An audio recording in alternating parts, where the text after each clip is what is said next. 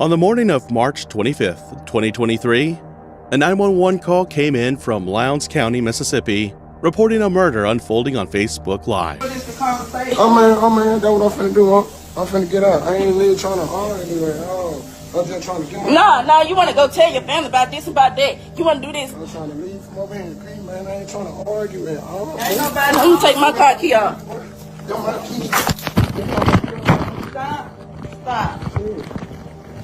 What is the conversation? No, what's the conversation? What's the conversation? Keep your hands on. What's the conversation? Keep your hands on. Don't touch me, bro. What's the conversation? Move, bro. I'm trying to get ready for work, man. Go. How you getting ready for work? What is going on? That's all I'm here. I'm over here doing. Talking about I don't do nothing for the kids. I don't do nothing. I do what I can when I can. understand. But like I said, don't keep putting me in situations that's not my problem. And then, like I said, this is your family. You supposed to be here. Helping take care of these kids. No, you're not good because you're not here taking care of these kids. He wanna go call everybody. Keep your hands on me, bro. Don't touch me again. Touch you. Jason, sit there over here. We'll make it easy. Sit there over here. I'm finna do it just like this. Sit there over here. Ain't nobody finna come over here and do nothing. Get your hands on me, bro. Stop touching me. Move. You need to stop. Sit there over here, Jason.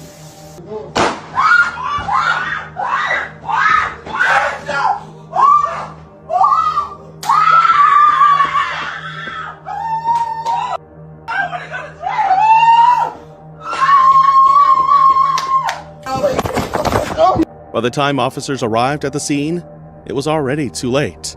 Inside the apartment, they found 28-year-old Jeremy Brown, a devoted husband and father of 4, dead. The live stream had shown the horrifying final moments of a heated domestic argument. His angry wife, Khadijah Brown, triggered by a disturbing discovery, was seen yelling into her phone with her own mother's voice pushing her on in the background. Jeremy tried to defuse the situation, but the chaos escalated, and then the screen went black.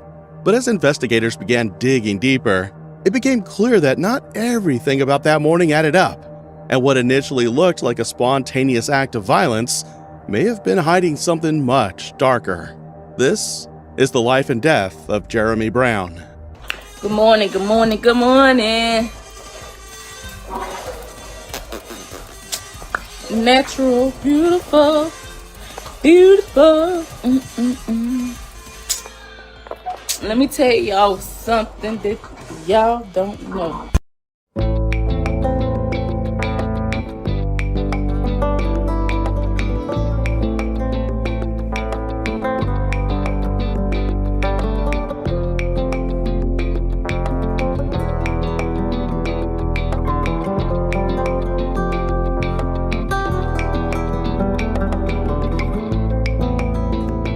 Jeremy Brown was born on October 18, 1994, in the heart of Mississippi.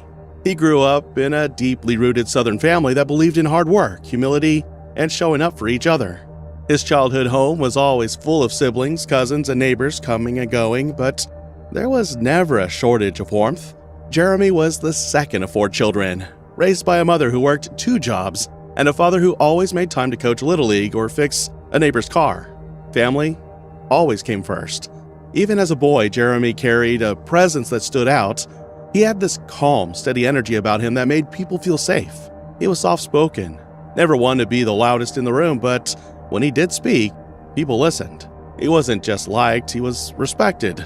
Teachers, coaches, and even the older kids in the neighborhood saw him as someone who had his head on straight. His younger siblings looked up to him as the rock of the family, the one who kept things together when life got messy. By the time he hit his teens, Jeremy had carved out a reputation as the good kid, the kind who'd walk a friend home after dark, give up his seat for someone's grandma at church, and mow an elderly neighbor's lawn without ever being asked. He was deeply compassionate, with a heart too big for his chest. His friends used to joke that Jeremy was wise beyond his years, and it wasn't far from the truth.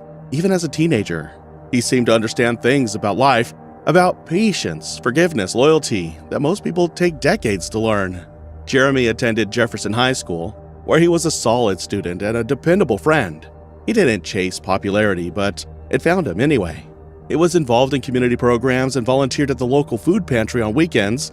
If there was ever someone you could count on, it was Jeremy. He had dreams too, not flashy ones, but honest ones. He talked about starting a business someday, maybe getting into carpentry or landscaping. He wanted to build something from the ground up, something he could pass down. After graduation, Jeremy wasted no time stepping into adulthood. He took up work as a delivery driver to help his mom with bills, and then later picked up a part-time job doing construction gigs. It wasn't glamorous, but he never complained. He showed up early, worked hard, and stayed late. Coworkers admired his ethics, and he was the kind of man who did his job with pride. Every paycheck went toward helping his family, paying off bills, and setting aside money for the future. He was working for everyone he loved. It was during this chapter of his life that Jeremy met Khadijah. She was energetic, outspoken, and had a spark that contrasted sharply with Jeremy's calm. The two met through mutual friends, and despite being complete opposites in personality, there was an undeniable chemistry between them. Jeremy, ever the peacemaker, brought stability to her fire, and she, in turn, brought excitement and edge to his steady world. To outsiders, it looked like they balanced each other out. Their relationship moved fast. Within a year, they were living together. Jeremy was proud of their union. He took care of Khadijah, made sure she never lacked anything, and often referred to her as his queen. In casual conversation, friends say he was all in, loyal, attentive, and completely dedicated to making things work. When they disagreed, Jeremy was the one to step back, reflect, and try to find peace. He didn't believe in yelling or fighting. He believed in talking it out, finding a solution, and moving forward. And when the children came, Jeremy's world changed completely. Together they had 4 kids, and Jeremy took to fatherhood with the same quiet strength that had defined his entire life. He helped with homework, made breakfast before work, showed up for school events, and made sure the house was filled with laughter, music, and structure. Even on the days he worked 12 hours straight, he came home and found the energy to be there for his kids, for his partner, for his home.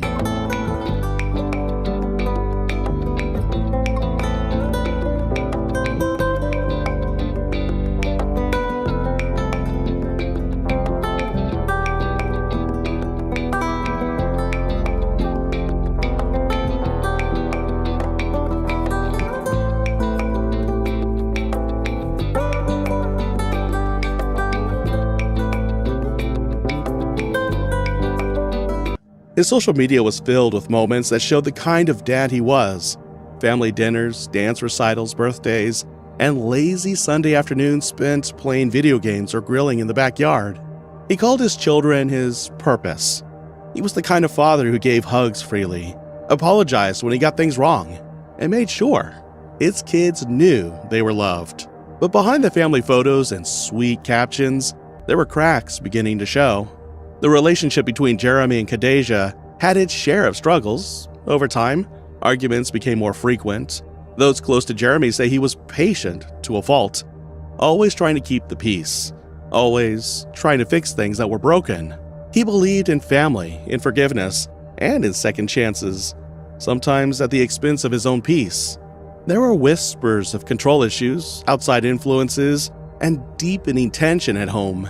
And while Jeremy tried to maintain a strong front for the sake of his children, those who knew him well say they saw the weight he was carrying.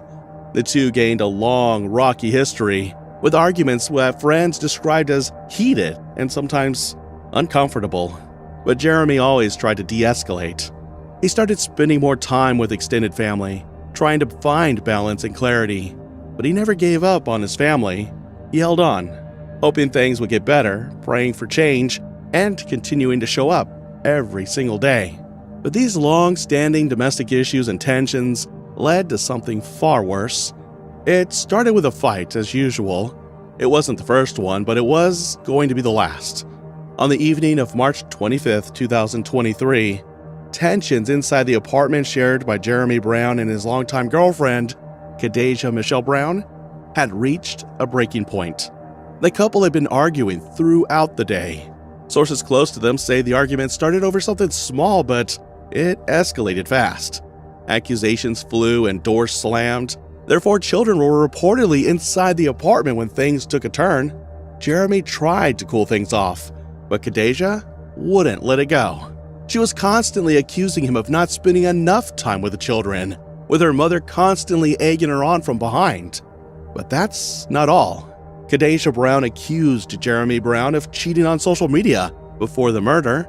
In the hours leading up to the tragic incident, she posted disrespectful messages aimed at Jeremy, including claims that he was involved with his employees, and shared screenshots of alleged text conversations. However, there is no confirmed evidence that Jeremy was actually cheating. In a moment that still haunts the people who saw it, she opened Facebook and went live. This wasn't new behavior. Khadijah had developed a habit of live streaming arguments or posting emotional outbursts online, but no one could have expected what was about to unfold. Dozens of people tuned into the live stream that evening, expecting the usual verbal back and forth, not realizing they were witnessing the prelude to something irreversible. In the video, Jeremy can be heard in the background calmly trying to exit the situation. He tells her he doesn't want to argue. He getting his stuff. Look at that. Sad case as a father. Okay, Jeremy, what is the conversation you want to have? We good. Yeah, and your baby in the room. Conversation you want to have? We good. Give me my phone, bro. Don't snatch What on is the the move. conversation you want to have? What the conversation? Get out my He said, phone. what's the Don't touch conversation? me. Don't touch me. I'll call the police over there. Do not touch me. He said, what's the conversation y'all want to have? Yeah. He tries to grab his things, but Khadijah follows him with the phone, accusing him of trying to leave, of not caring, of cheating. Jeremy continues to insist that he just wants to leave peacefully. His voice is tired but controlled. Then, off camera, there's a single loud bang. Nah, what's the conversation? Get out my phone, bro. What's the conversation? Keep your hands on him. What's the conversation? Keep your hands on him. Don't touch me, bro. What's the conversation? Move, bro. I'm trying to get ready for work, man. Go. How you getting ready for work? What is going on? That's all Yeah. I'm here. I'm over here doing. Talking about I don't do nothing for the kids. I don't do nothing. I do what I can when I can. understand. But like I said, don't keep putting me in situations that's not my problem. And then, like I said, this is your family. You supposed to be here. Help and take care Nah, of he ain't these straight. kids. He want No, you're not good because you're not here taking care of these kids. he wanna go call everybody. Keep your hands on me, bro. Don't touch me again. Touch you. Jason, sit there over here. We'll make it easy. Sit there over here. I'm gonna do it just like this. Sit there over here. Ain't nobody finna come over here and do nothing. Get your hands on me, bro. Stop touching me. Move. Need to stop. Sit there over here, Jason. Ain't nobody coming over here. On me, bro. Sit down. Get your hands on me, bro. Stop touching me, bro. Stop. Don't touch me. I'm gonna get you. Murder scene, Don't murder. touch me again. Stop. Let go. Touch me. Touch me again. Ain't Touch nobody me. get somewhere. Sit down. Y'all gonna have to stop out here. Then y'all wonder why the kids.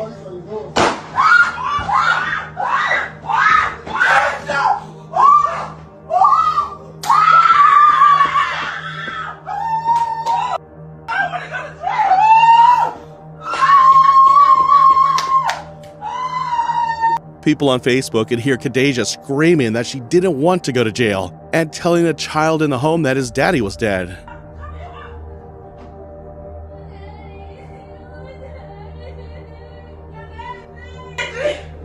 Then the screen goes dark and the live stream ends. Viewers flooded the comments section in panic. Many couldn't believe what they had just heard. Some wondered if it was a fake. Others immediately called 911.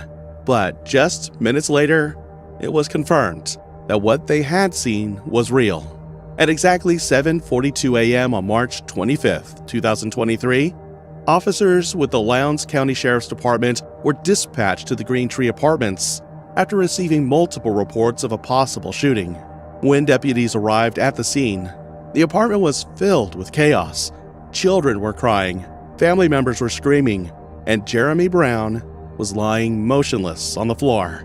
He had been shot once in the back. Deputies immediately secured the scene. Khadijah was still inside the apartment, visibly shaken, but not resisting. The weapon, a 9mm handgun, was recovered at the scene. Jeremy was pronounced dead where he lay. The bullet had pierced vital organs, and there was nothing paramedics could do. Khadijah was taken into custody that same night. At the station, she didn't deny what had happened. She admitted to grabbing the gun during the argument, but her explanation didn't match the evidence. There were no signs of struggle.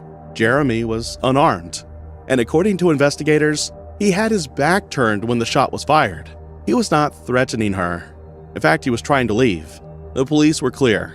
This was not self-defense. Within hours, 28-year-old Khadijah Michelle Brown was officially arrested and charged with murder. The sheriff's office released a statement the following day confirming the fatal shooting and stating that it stemmed from a domestic situation. Sheriff Eddie Hawkins called the incident a senseless and tragic act and emphasized that the investigation had produced clear evidence of intentional harm. Khadijah was booked into the Lowndes County Adult Detention Center and held without bond. For the first time from the mother of a man killed by his wife on Facebook Live. That crime happened in Columbus, and it is also there where we found out this afternoon the wife's punishment for that crime. The courtroom was cold and quiet the morning Khadijah Michelle Brown made her first appearance before a Lowndes County judge. She walked in wearing a standard jail-issued jumpsuit, her face blank, her posture stiff. Gone was the fiery attitude that many had seen on social media. Gone was the voice that shouted over live streams. In its place stood a woman subdued by consequence and the weight of what she had done. Khadijah faced a charge of first-degree murder, a deliberate, intentional act of taking a life.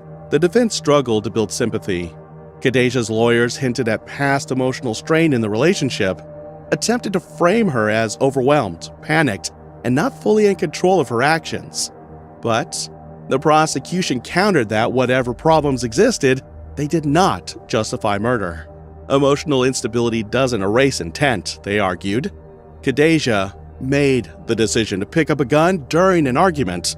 She chose to pull the trigger, and she chose to broadcast her anger live, turning a private conflict into a public tragedy. After several hearings and pretrial delays, the case reached its breaking point. Faced with overwhelming evidence and mounting public scrutiny, Khadijah Brown pled guilty to second-degree murder in a deal that removed the possibility of a life sentence but still carried severe consequences. The judge, unmoved by the emotional pleas from the defense, sentenced her to 40 years in prison with no possibility of parole for the first 25. The courtroom fell silent at the sound of the sentence. Khadijah didn't cry. She simply nodded, as if she'd been waiting for this moment and already knew what was coming. The public reaction to the sentence was intense. Some believed justice had been served. Others felt the sentence should have been longer, given the visibility of the crime and the presence of children in the home. But one thing was clear. People were shaken by the rawness of what they had witnessed. It was an open wound that had played out in real time, online, for anyone to scroll past. In the weeks following the sentencing, family and friends turned their focus to Jeremy, honoring him, mourning him, and laying him to rest. I feel justice has been served. I'm very happy, and just glad it's all over. Jeremy's funeral was held at a local church in Columbus, Mississippi, not far from where he was born and raised. The sanctuary was packed. People filled every pew, with others standing along the walls and spilling out into the lobby. There were flowers, white, red, and gold, and photos of Jeremy at different stages of his life. His casket was closed. The trauma had been too much.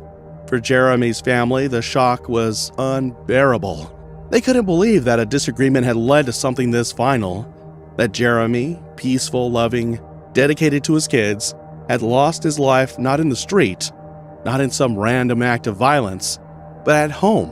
What made it even more haunting was how preventable it all seemed. Jeremy hadn't been aggressive. He hadn't fought back. He had tried to leave.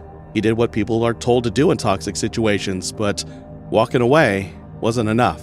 And now a father was gone, a family was shattered, and a community was left asking how an argument turned into a murder broadcast for the world to witness. What do you think about this? Let us know in the comments. Thank you for watching.